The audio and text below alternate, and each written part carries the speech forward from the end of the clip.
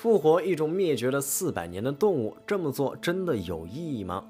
渡渡鸟被人类发现后100年就彻底灭绝，虽然命运悲惨，但不得不说他们真的有点蠢。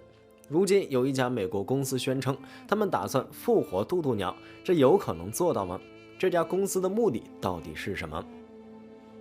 这里是万物灵，欢迎关注熊探长带你探索有灵万物。渡渡鸟大小跟天鹅差不多，但长相就要差不少。雄性渡渡鸟体长大约90厘米，重56斤左右。雌性渡渡鸟的体型较小，体长只有70厘米，体重34斤左右。渡渡鸟全身覆盖棕色或灰色的羽毛，只有尾巴上有一缕白色。与白色的天鹅相比，渡渡鸟简直就是丑小鸭。它们黄色的腿短且粗，有4个脚趾，3个在前，1个在后。4个脚趾都有厚厚的黑色指甲盖，那是它们尖利的爪子。渡渡鸟的嘴长得也很奇怪，而且描述各不相同。有的日记里说渡渡鸟的嘴是弯的，有的笔记里说渡渡鸟的嘴是长的，还有人说渡渡鸟的嘴像老鹰那样带着锋利的弯钩。虽然嘴的样子各有各的说法，颜色却是统一的。各处的记录都说渡渡鸟的嘴是浅绿色或淡黄色，这也是渡渡鸟最显著的特征之一。渡渡鸟和鸵鸟一样，飞行能力严重退化，它的翅膀长得非常小，无法让笨重的身体摆脱地心引力。人类在第一次发现渡渡鸟化石的时候，还认为它们没有翅膀。随着发现的化石越来越多，人们才意识到它们身上那个小小的东西，原来就是它们的翅膀。渡渡鸟生活在印度毛里求斯岛上的森林中，它们就地取材，将林中杂草做成一个草床，然后把蛋下在草床上。渡渡鸟一次只下1颗蛋，雌鸟下完蛋后会一直守在巢里孵化。雏鸟一出生就会走路，破壳之后长得很快，不用太久就能赶上父母的体型。到来年夏天，这些小渡渡鸟就可以生儿育女，繁衍后代了。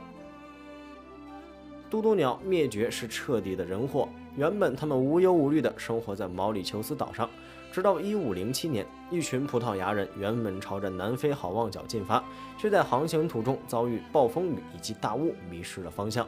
就在他们以为要丧生海底时，却在浓雾里发现了不远处有座岛屿，于是急忙转向过去，赶紧登岛。这座岛当然就是毛里求斯岛。这群葡萄牙人上岸之后，发现这里有一种奇怪的鸟，体型大，长得丑，看见人一点不害怕。他们对这种鸟很是好奇，刚开始也不敢动它们，只等暴风雨过后，继续未完成的航行。不过，这群葡萄牙人走的时候，还是悄悄把岛屿的方位记录了下来，准备以这里为据点，开辟海上贸易的路线。自此之后，来到毛里求斯岛的水手就越来越多。刚开始，这群海上贸易的人带着足够的粮食前来，只需要岛上的树木建造房屋。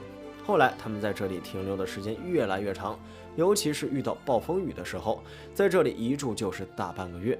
食物没了，自然就盯上当地的动物，其中就有渡渡鸟。渡渡鸟虽然样子丑，但是体型圆润，看着就很有肉。于是来到岛上的人就开始狩猎这群不会飞也跑不快的飞鸟。后来到了1644年，荷兰人殖民了毛里求斯，殖民者在这里定居的时候，还带来许多本地没有的动物，比如说猫、狗、猪等。这些动物的出现打破了岛上的平衡，他们在岛上称王称霸，肆意追赶捕食渡渡鸟，甚至还将渡渡鸟的蛋吃掉。这一行为直接阻碍了渡渡鸟的繁衍，大部分的鸟蛋都被杀死，慢慢的新生渡渡鸟就越来越少，而那些已经成年的渡渡鸟也在人类和猫狗的嘴下变得越来越少。最终1681年，人类发现渡渡鸟不过100年，它们就彻底从地球上消失了。渡渡鸟被人类灭绝之后，其实一直有人在寻找复活它们的方法。2023年，美国一家生物科技公司宣布，他们要利用基因技术来复活已经灭绝的渡渡鸟。如今已经筹集了2.25亿美元作为实验经费，复活计划正在有序进行中。这消息传出，很多人都觉得完全不现实，复活渡渡鸟的难度太大。如果他们真能轻松做到，那恐龙早就该被复活了。的确，复活渡渡鸟要考虑的事情特别多。首先，获取渡渡鸟的基因就不是一件简单的事。现在世界上有不少渡渡鸟的化石，但是从化石上是提取不到基因的。于是，这个生物公司找到了其他方法。他们花大价钱找到了渡渡鸟仅存不多的骨骼，从这些骨骼上提取到了部分基因，但是这些骨骼保存并不完整，提取出来的基因也不完整。研究人员又想到一个办法，那就是找到和渡渡鸟相近的物种。渡渡鸟属于鸽形目鸠鸽科，研究人员将渡渡鸟的部分基因和鸠鸽科的一些鸟类做了对比，最终确定东南亚绿梭鸠是和渡渡鸟基因序列最接近的鸟类。于是科研人员就想到，或许可以把渡渡鸟的部分基因和东南亚绿梭鸠的部分基因结合起来，然后复活出一种和渡渡鸟极其相似的物种。但这同样很不现实，把渡渡鸟的基因和东南亚绿梭鸠的基因合在一起，会造出什么物种很难说，可能像渡渡鸟，也可能像绿梭鸠，更可能是个怪物。总之，复活渡渡鸟的不确定因素太多，因此看好的人很少。虽然反对声一片，但复活渡渡鸟的意义却不可磨灭。从生物学角度来讲，复活渡渡鸟对于生物多样性保护具有重要意义。虽然已经灭绝，但它灭绝时间并不久。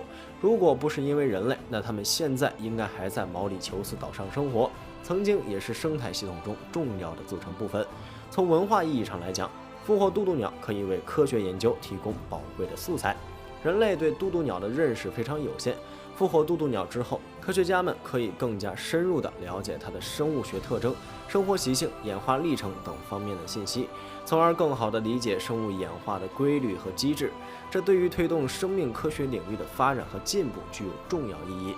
最后，从最实际的角度来讲，如果真能复活渡渡鸟，这些技术突破对于挽救现存即将灭绝的动物都非常重要，比如我们的江豚、大熊猫、东北虎，甚至可以尝试复活其他已经灭绝的动物，让白鳍豚和白鲟重回长江。非常感谢您看完本期万物灵，欢迎点赞、评论、加关注，您的关注是熊探长探秘的最大动力。